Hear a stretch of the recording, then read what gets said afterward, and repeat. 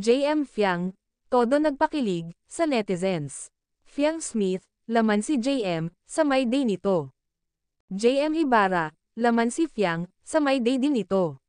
Grabe ang ginawang paghahanda ni JM Ibarra para sa surprise dinner date niya kay Fiang sa Valentine's.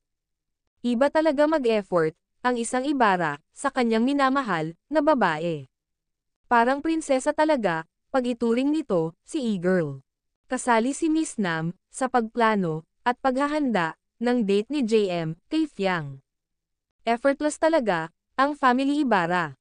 Success, kasi wala talagang idea si Fiang Smith na may pa-red carpet pa sa dinner date nila at may singer pa.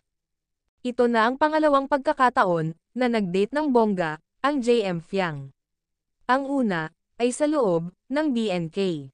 Samantala, JM Ibarra, bawat binibigay nitong bulaklak kay Fiang Smith ay may malalim na kahulugan. Kagaya na lang ng bigay nitong pink tulips sa dalaga. Means, affection, caring, good wishes, and love. Ang red tulips din na bigay nito sa dalaga. Means, passion, love, and trust. And the red roses means, intense feelings of love, desire, and passion.